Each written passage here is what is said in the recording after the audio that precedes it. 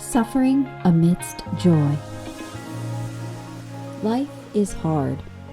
As Scrooge in A Christmas Carol said, quote, "What right have you to be merry? What reason have you to be merry?" End quote. But just before crucifixion, Christ told his disciples they would have his fullest joy.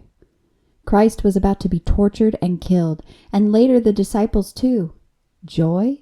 What joy? Let's learn from Romans 8. All of us, to different degrees, will experience or have experienced danger, trouble, hardship, persecution, pain, nakedness, and famine. Bad things happen. In the U.S., some people sue and assume that the side with the truth will prevail. But in reality, all things fall short and are subject to decay, including family and relationships. Anything good that happens to us is grace. Thank God for it.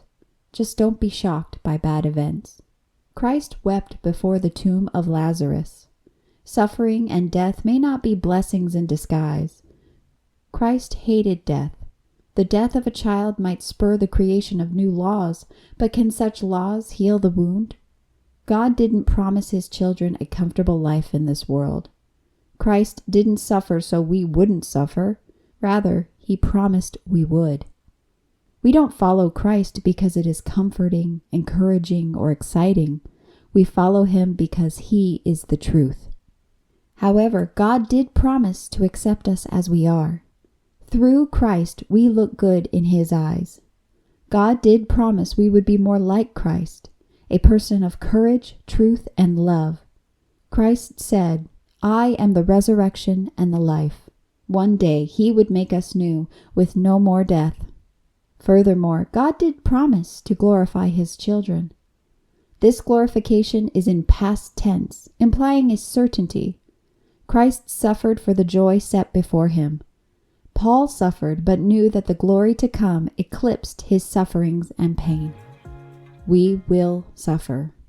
But all things are for the good of those who love God. Bad things will be used for good, though we may not see it during our time on earth. Always remember that God has accepted us so that we can be more like Christ, renewed and glorified by him. So be joyful. We hope you enjoyed that summary of a Tim Keller sermon.